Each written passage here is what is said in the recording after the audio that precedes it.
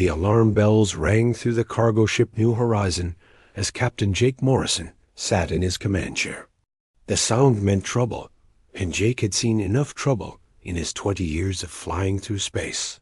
He was a tall man with dark hair and tired eyes, the kind of person who had learned to expect the worst from the galaxy. "What do we have, Pete?" Jake asked his engineer, a short man with grease-stained hands who kept their old ship running. Pete Collins looked up from his control screen. "Getting a distress signal from the outer rim, Captain. Looks like a ship in trouble about 2 hours away." Jake rubbed his face. They were carrying food supplies to the colonies, and any delay would cost them money. But leaving someone to die in space was not something he could live with. Change course.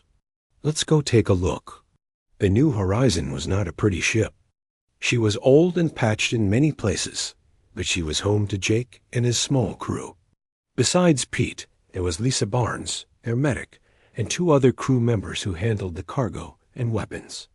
They were good people, the kind who asked few questions and worked hard. 2 hours later, they found the damaged ship floating in space like a dead whale.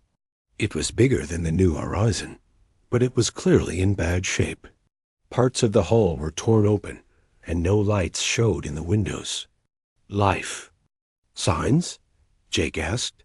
Lisa checked her medical scanner. "I'm reading about 40 beings inside, Captain, but their life support is failing fast. Maybe 2 hours before they all die." Jake stood up. "Pete, get us docked. Lisa, grab your medical kit. We're going aboard."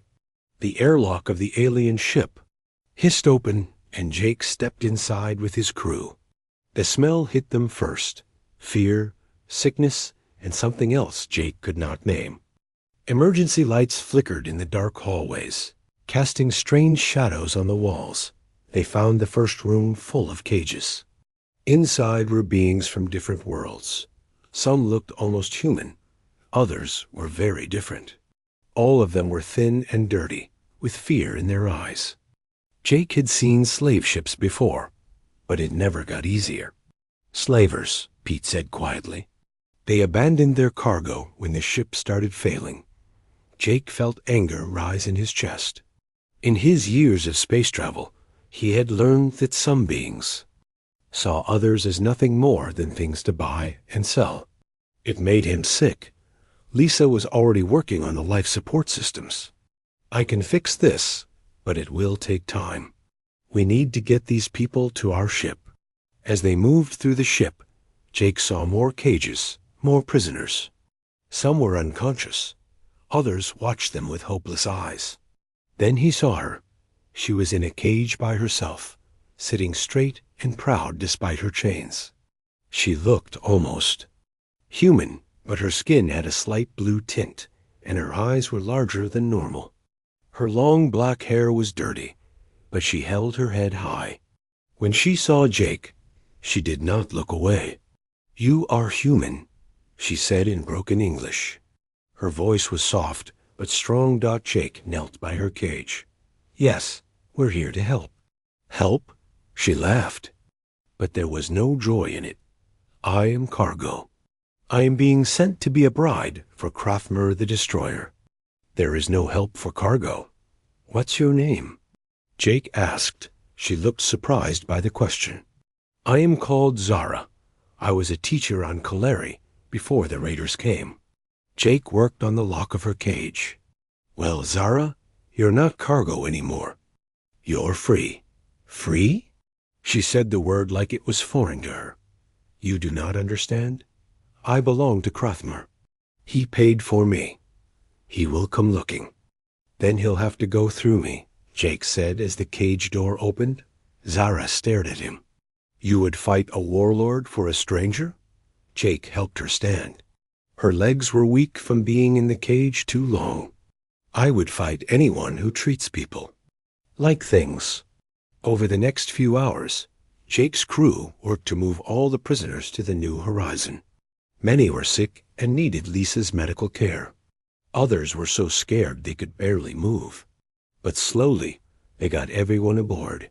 Jake called, his crew together in the main room where the rescued beings were eating their first real meal in months.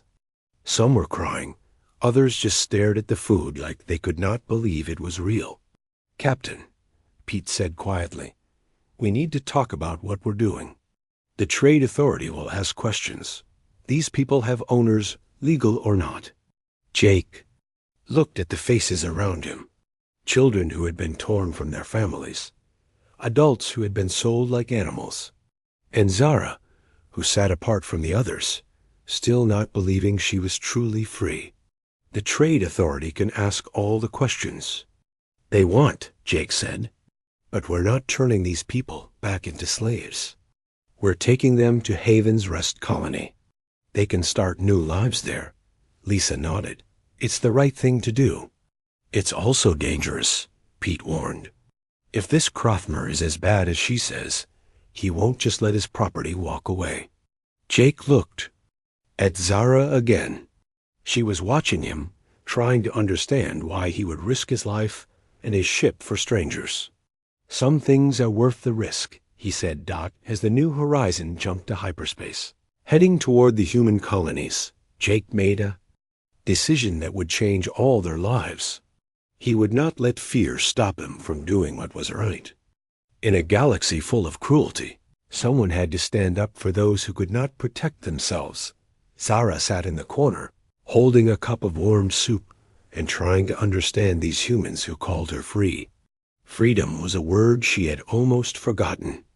But as she watched Jake Morrison and his crew treat her and the others with kindness, she began to think that maybe, just maybe, freedom was possible after all. The days passed slowly aboard the New Horizon as it traveled toward Haven's Rest Colony.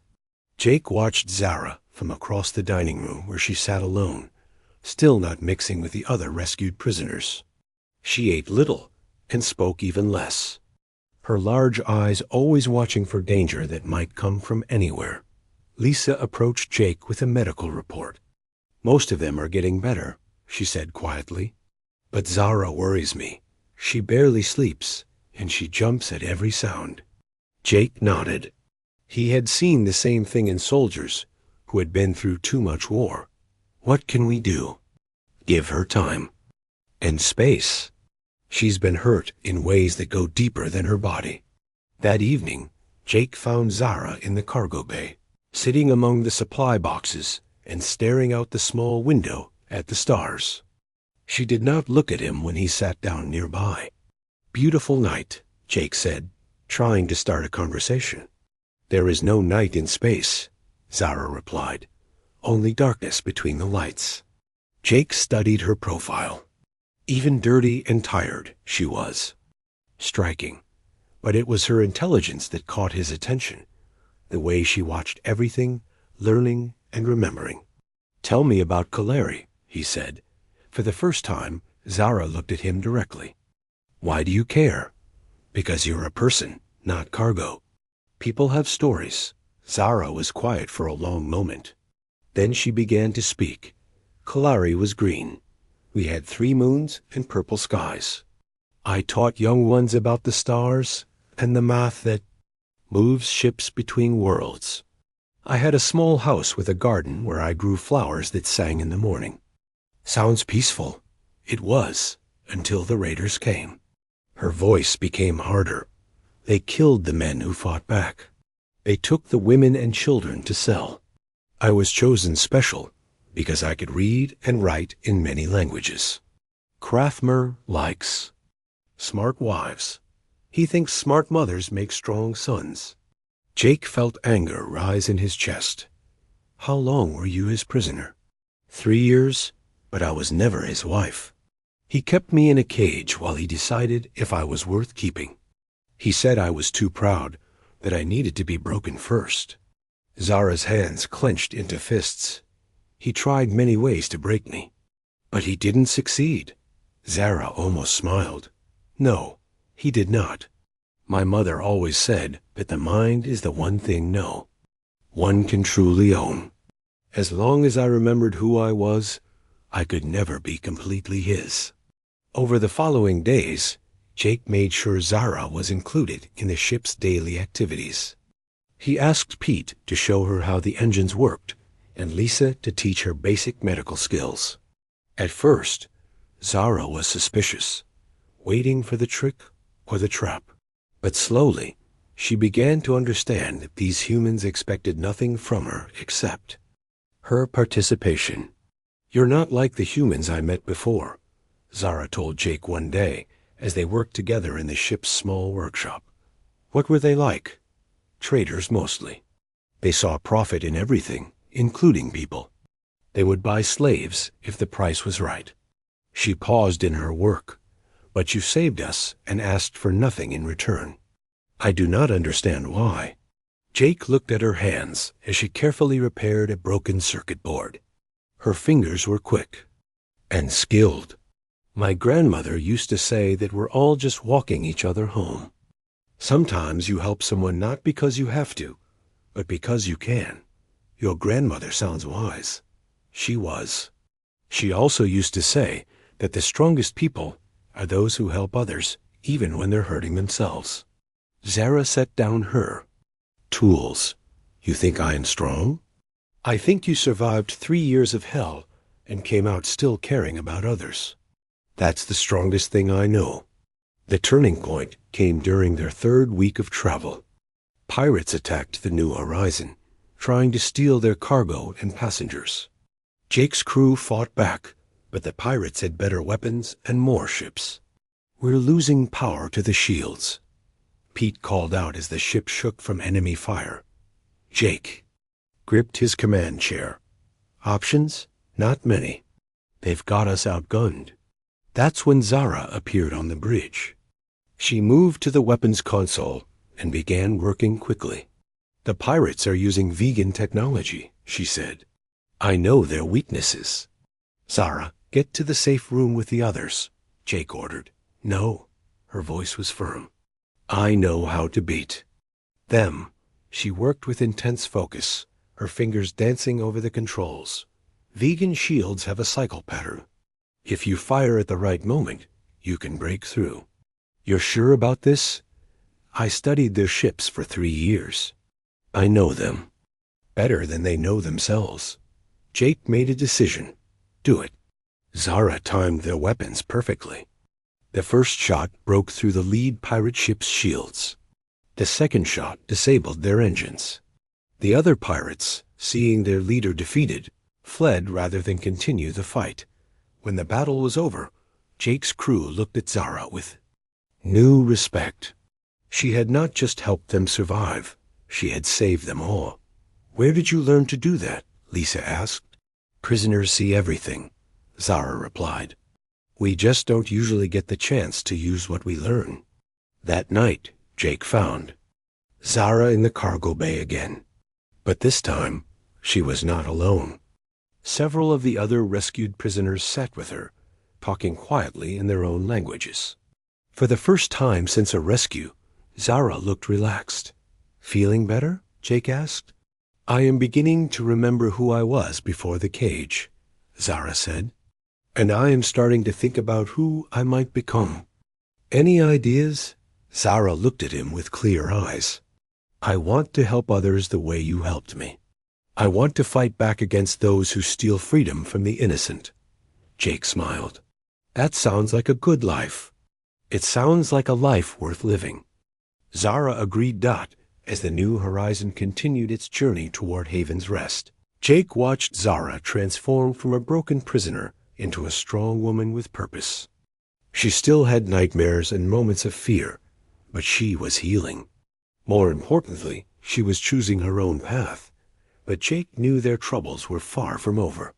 Somewhere in space, Krathmar was discovering that his prized bride was gone. The warlord would not accept the loss easily.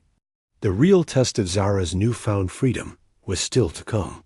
For now, though, Jake was content to watch her laugh with the other survivors and help Lisa tend to the sick. She was becoming herself again. And that was a beautiful thing to see. Haven's Rest colony appeared on the view screen like a small jewel against the black of space. The planet was mostly green and blue, with white clouds that reminded Jake of Earth. It was a good place for people to start over, far from the main trade routes where slave hunters might look for them. Home sweet home, Pete said as he guided the New Horizon toward the landing pad. Jake watched the rescued prisoners gather at the windows to see their new world. Many of them were crying, some from fear, others from relief. After weeks of travel, they were finally safe. Zara stood beside Jake, her hand resting on the back of his chair. "It is beautiful," she said. "But I am scared. Why? What if I do not belong here?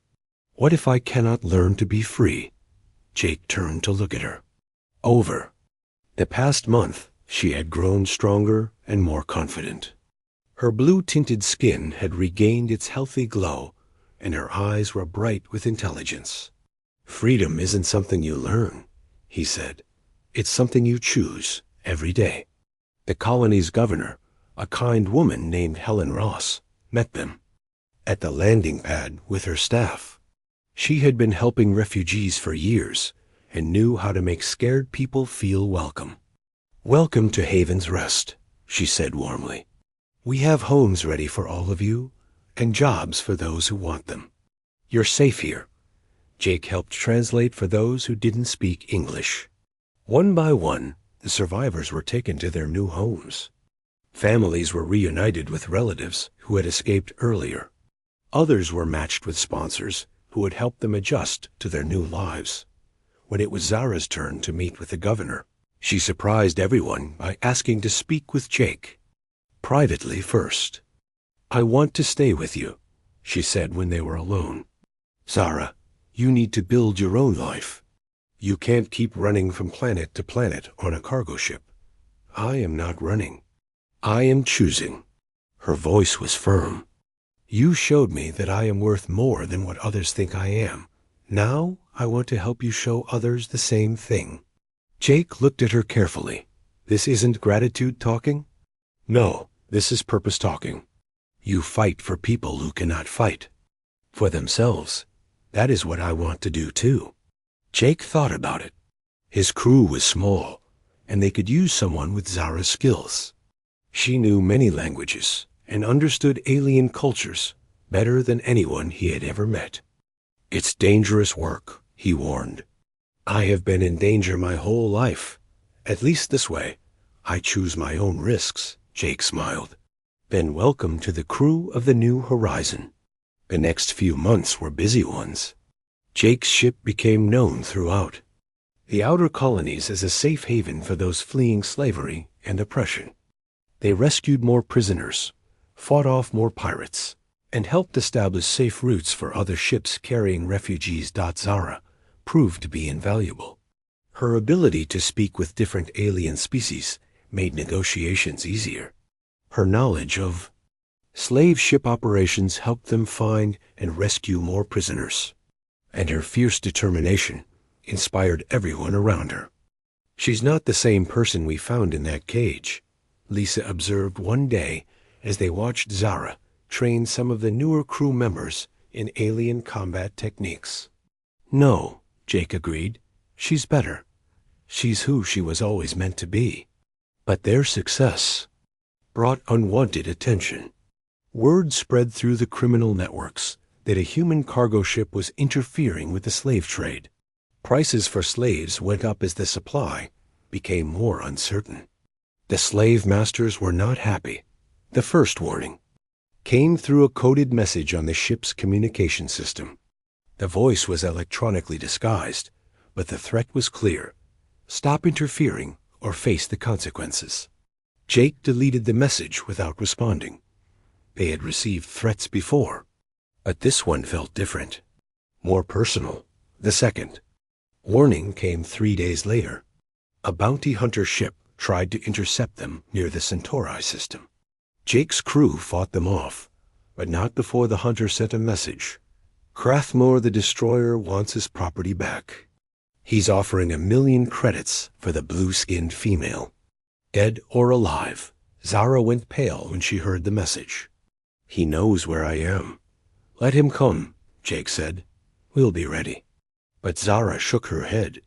You do not understand. Krathmer is not just a warlord. He controls dozens of ships and thousands of soldiers. He has killed entire planets to get what he wants. Ben will have to be smarter than he is. That night, Jake found Zara in the cargo bay again. It had become her thinking place, where she went when she needed to work through problems. She was staring out at the stars, but Jake could see she was not really seeing them. "You're thinking about leaving," he said. "How did you know?" "Because you're a good person, and good people try to protect others from their problems." Zara turned to face him. "I am bringing danger to everyone on this ship. Maybe it would be better if I disappeared." "Better for who?" "For you. For the crew. For all the people we have not saved yet." Jake sat down beside her. "You know what I think would be better? If we stopped letting bullies like Krathmer decide how we live our lives." "You make it sound simple." "It is simple. Not easy, but simple. We do what's right, and we face whatever comes." Zara was quiet for a long moment. "Why are you willing?" "To risk everything for me?" Jake had been asking himself the same question. Somewhere along the way, protecting Zara had become more than just doing the right thing. She had become important to him in a way that went beyond crew loyalty or friendship. "Because you matter," he said simply. "Not as cargo, not as property, but as a person. And people who matter deserve to be protected. Even if it costs you everything? Especially then." Zara looked at him with her large, intelligent eyes. "You are a strange man, Jake Morrison, so I've been told. I am glad you are strange. Normal men would have left me in that cage." The next morning, Jake called his crew together for a meeting. The other rescued prisoners had been safely relocated to colonies throughout the system, but the core crew remained: Pete, Lisa, and now Zara. "Krathmer is coming," Jake said without preamble. "He wants Zara back, and he's not going to give up easily. Anyone who wants to leave can take a shuttle to the nearest colony. No questions asked." Pete laughed. "Captain, where would we go? This old ship is the only home we've got. Besides," Lisa added, "someone needs to keep you from doing anything." "Too stupid." Zara stood up. "I will not let you fight my battles for me." "You're not," Jake said. "We're all fighting the same battle. The battle for the right to choose our own lives." "Then we fight together," Zara said. Jake looked at his small crew, his family, and felt a warmth in his chest. They were outnumbered and outgunned, but they had something Krathmar would never understand. They were fighting for each other. "Then let's make sure we win," he said. The asteroid field near Centauri Prime was a maze of floating rocks and ice, perfect for hiding a ship. Jake had chosen this location carefully. It would force Krathmer to come to them on their terms. The New Horizon sat silent among the larger asteroids, all systems running on minimum power to avoid detection. "Sensors are picking up multiple ships approaching," Pete reported from his station. "At least 6 vessels, maybe more." Jake nodded grimly. Through the view screen, he could see the sleek black shapes of Krathmar's fleet moving through the asteroid field like predators hunting prey. The warlord's flagship was twice the size of the New Horizon, bristling with weapons and armor. "Remember the plan," Jake said to his crew. "We don't try to fight them all at once. We use the asteroids for cover and pick them off one by one." Zara stood at the tactical station, her hands steady on the controls. Over the past few weeks, she had learned to operate every system on the ship. "The flagship is hanging back," she observed. "Krathmer is sending his smaller ships to flush us out." "Coward," Lisa muttered from the medical station. "No," Zara said, quietly. "He is smart. He knows I will not run if he is here personally." The first enemy ship appeared around a large asteroid, its sensors sweeping the area. Jake waited until it was close before giving the order to fire. The New Horizons weapons caught the enemy ship by surprise, disabling its engines before it could react. One down, Pete said, but the victory was short-lived. The attack had revealed their position, and now 3 more ships were converging on their location. Jake piloted the New Horizon deeper into the asteroid field, using the rocks as shields while his crew returned fire. "Hull breach on Deck 3, Lisa reported as the ship shook from an enemy hit. "Sealing it now." The battle raged for 20 minutes before Jake's reinforcements arrived. Captain Roy Baker of the merchant vessel Star Dancer had brought 5 other independent traders, all of them tired of watching the slave trade destroy innocent lives. "Sorry we're late to the party." Roy's voice crackled over the communication system. "Had to pick up some friends." The arrival of the human ships changed the balance of the fight. Craftmer's smaller vessels found themselves outnumbered and outflanked. One by one, they were either destroyed or forced to retreat. But Jake knew the real battle was just beginning. The warlord's flagship was still out there, and Craftmer himself had not yet shown his hand. "Incoming transmission," Pete announced. The main screen flickered to life, showing the face of Craftmer the Destroyer. He was larger than Jake had imagined, with gray skin covered in ritual scars and eyes like cold steel. When he spoke, his voice was like grinding stone. "Human Captain," Craftmer said, "you have something that belongs to me." "I have a crew member who chose to be here," Jake replied. "No one belongs to anyone else." Craftmer laughed, a sound like breaking glass. "Naive human. The female is mine by right of purchase. She will return to me, or I will take her from your corpse. You can try." "Oh, I will do more than try." The warlord's eyes narrowed. "I'm coming aboard your ship, human. Face me like a warrior, or watch your crew die one by one." The transmission ended, leaving the bridge in tense silence. Jake knew this was what Craftmer had planned from the beginning. To make it personal, to force a confrontation that would prove his superiority. "Captain," Zara said quietly, "let me face him alone. This is my fight." "No," Jake said firmly. "We're in this together. He will kill you." "Maybe, but I won't let him take you without a fight." The warlord's flagship docked with the New Horizon, using magnetic clamps that tore through the hull plating. The boarding party that came through the airlock was small but deadly.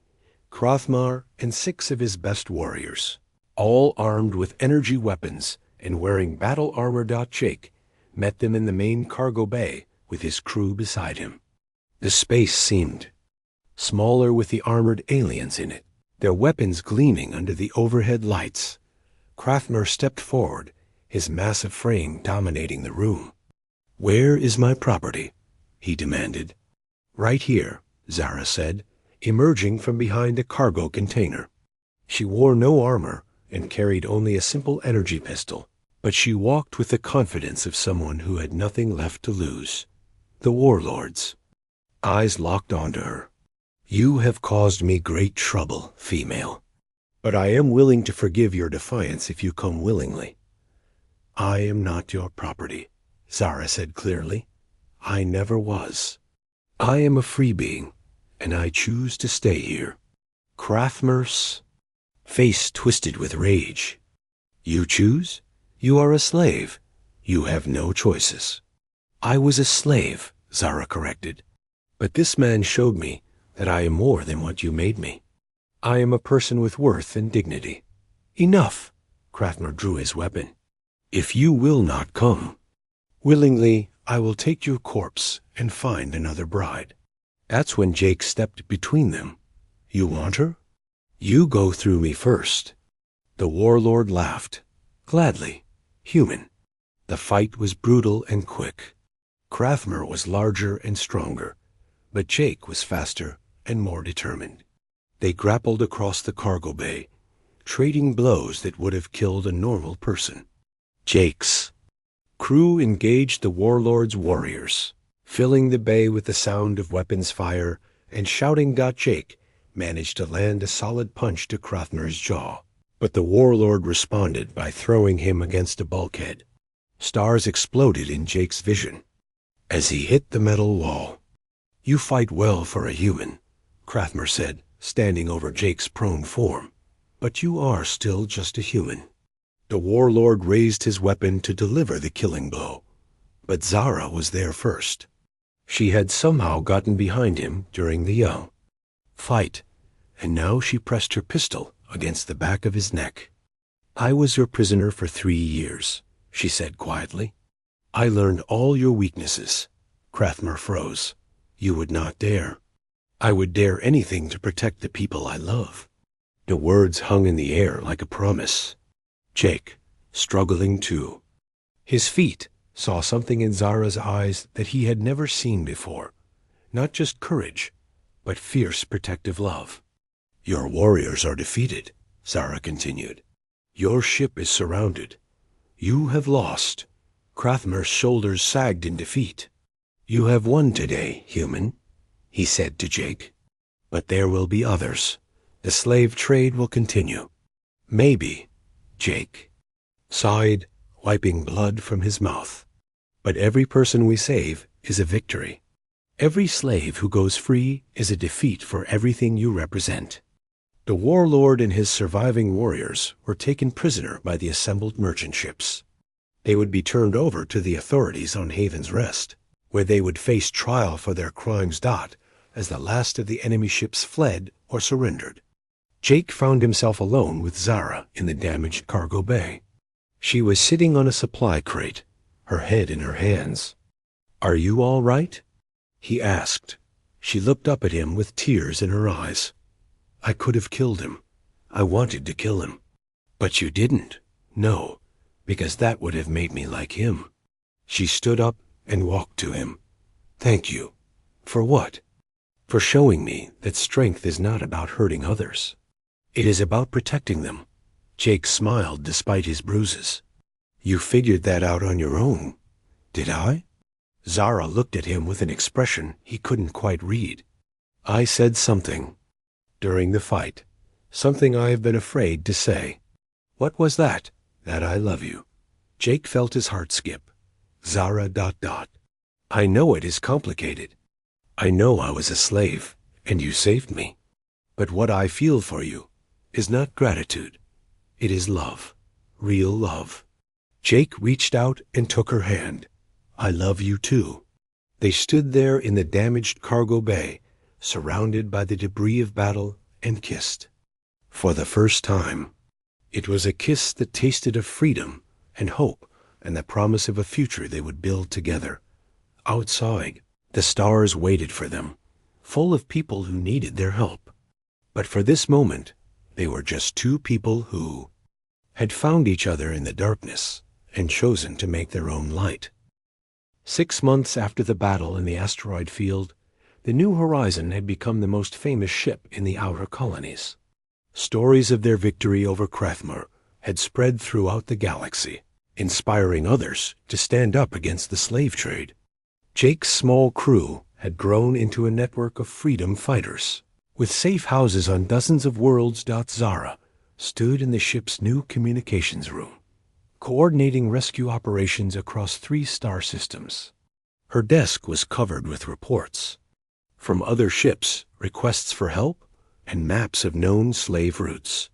She had become the heart of their operation, the one who connected all the pieces together. The merchant ship Lucky Star found another slaver in the Vega system. She reported to Jake as he entered the room.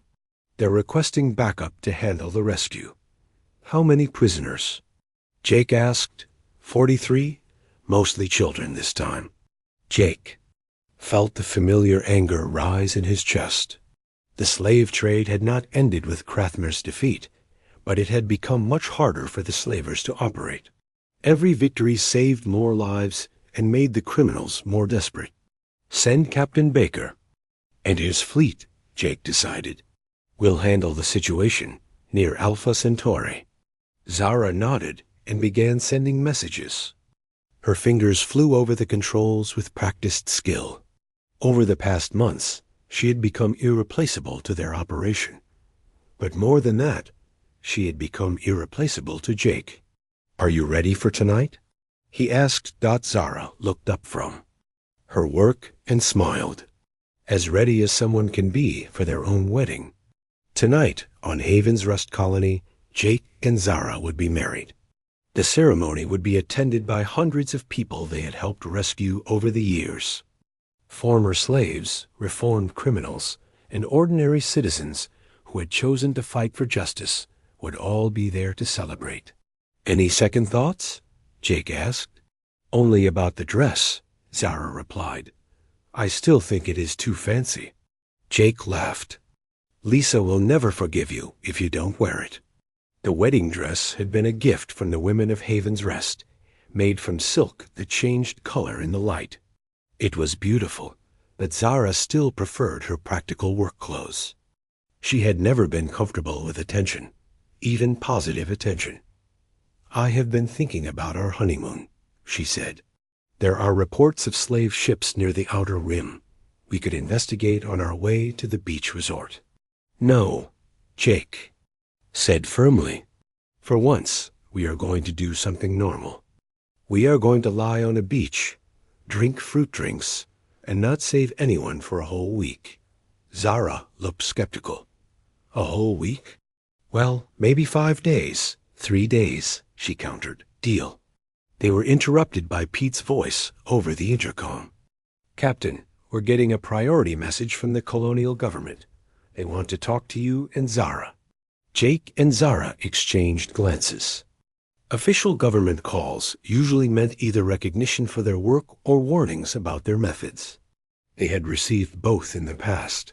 The message was from Governor Helen Ross, the kind woman who had first welcomed them to Haven's Rest. She appeared on the screen, looking excited and slightly nervous. "Jake, Zara," she said warmly, "I have wonderful news. The Colonial Assembly has voted to make your rescue operations officially legal. You're being commissioned as special humanitarian, officers with full authority to operate in colonial space." Jake was stunned. That's incredible."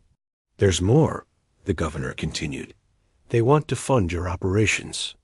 New ships, better equipment, trained crews. You'll have everything you need to expand your work." Zara leaned forward. "What do they want in return?" "Just keep doing what you're doing. Save lives. Fight the good fight," the governor smiled. "Oh, and try not to start any more wars with alien warlords." After the call ended, Jake and Zara sat in silence for a moment. The offer was everything they had dreamed of, the resources. To help thousands more people, official protection for their work, and recognition that what they were doing mattered. "It feels too good to be true," Zara said finally. "Maybe good things happen sometimes," Jake replied. "Maybe we've earned a little luck." That evening, Haven's Rest Colony was transformed for the wedding. The main square was decorated with flowers from a dozen different worlds, each one representing a species they had helped rescue. Lights hung between the buildings like captured. Stars and music from various cultures filled the air. Jake stood at the altar wearing his best uniform, cleaned and pressed for the occasion. Beside him, Pete served as his best man, while Lisa waited to walk Zara down the aisle. The colonists had insisted on doing everything properly, treating the wedding like the celebration of heroes it was. When Zara appeared at the end of the aisle, Jake forgot how to breathe. The dress was beautiful, but it was her smile that made his heart stop. She walked toward him with confidence and joy, no longer the frightened prisoner he had found in a cage, but a strong woman choosing her own destiny. Ceremony was performed by Captain Baker, who had gotten licensed just for the occasion. "We are gathered here today," he began, "to witness the union of two people who have shown us all what it means to fight for what is right." Jake and Zara had written their own vows. When it was Jake's turn to speak, he took Zara's hands and looked into her large, intelligent eyes. "Zara," he said, "you taught me that love is not about saving someone. It is about choosing to walk beside them as they save themselves.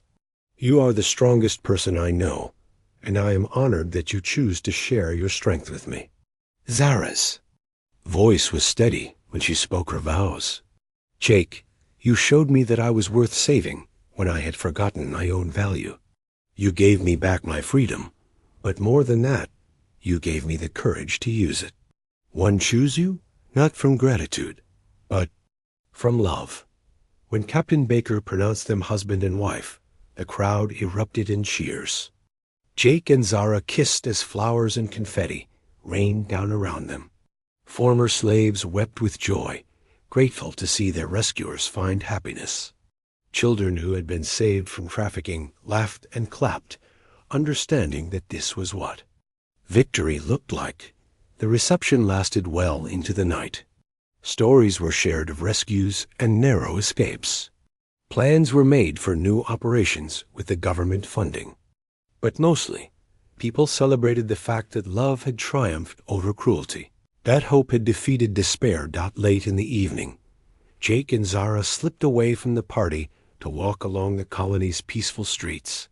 The music and laughter faded behind them as they found a quiet park overlooking the ocean. "No regrets?" Jake asked as they sat on a bench watching the 3 moons rise over the water. "Only one," Zara replied. "I wish my parents could have seen this day." "They would have liked you. Tell me about them." "My father was a musician who played at festivals. My mother was a gardener who grew the most beautiful flowers on Kalari. They taught me that beauty exists to be shared, not hoarded." Zara leaned against Jake's shoulder. "I think they would understand why I chose this life. Fighting slavers, fighting for beauty, for freedom, for the right of all beings to choose their own paths." She looked up at the stars. "There are still so many people out there who need help, and will help them. But not tonight. No, not tonight. Tonight is ours." They sat in comfortable silence, watching the waves roll onto the shore. Tomorrow, they would return to their ship and continue their work. There would be more slaves to rescue, more criminals to fight, more lives to save. But tonight, they were just 2 people in love, grateful for the journey that had brought them together. Jake thought about the scared woman he had found in that cage so many months ago. She had been convinced she was worthless, that she was nothing more than cargo to be bought and sold. Now she was his wife, his partner, and the leader of the largest anti-slavery operation in the galaxy. "What are you thinking about?" Zara asked. "Just how much you've changed." "Have I?" "Sometimes I feel like I am still that frightened woman in the cage." "You were never just that woman. You were always strong, always intelligent, always worth saving. I just helped you remember." Zara smiled. "We helped each other remember." As the night grew later, they made their way back to their ship. The New Horizon sat in the spaceport, like an old friend waiting for their return. She was no longer the simple cargo vessel Jake had once captained. She had been upgraded with the latest technology, expanded to house their growing crew, and equipped for their dangerous work. But she was still home. Standing at the foot of the boarding ramp, Jake and Zara looked back at the colony that had become their base of operations. Lights twinkled in windows where former slaves now lived as free citizens. Children played in yards where once there had been only fear. Love had taken root in places where hatred had once flourished. Ready to change. "The galaxy, Mrs. Morrison?" Jake asked. Zara Morrison smiled and took her husband's hand. "I thought we already had." They boarded their ship together, husband and wife, partners in love and in the fight for justice. Behind them, Haven's Rest slept peacefully under its 3 moons. Ahead of them, the stars waited with new challenges and new opportunities to prove that in a galaxy full of darkness, even one small light could make a difference. In the cargo bay where they had first kissed, now converted into a planning room for their operations. A new message waited on the communication console. Another ship in distress, another group of prisoners, another chance to prove that every sentient being had worth and dignity. Zara looked at the message and then at Jake. "Shall we?" Jake smiled and powered up the ship's engines. "Let's go bring some people home." The New Horizon lifted off into the night, carrying its crew toward their next mission. In the captain's quarters, their wedding photo sat on the desk next to navigation charts and rescue plans. It was a picture of two people who had found each other in the darkness and chosen to make their own light. And across the galaxy, in slave ships and prison camps and forgotten worlds, beings looked up at the stars and hoped. Because they had heard the stories of a human captain and his alien bride who proved that love was stronger than chains, that freedom was worth fighting for, and that sometimes, if you were very lucky, the cargo turned out to be treasure beyond measure.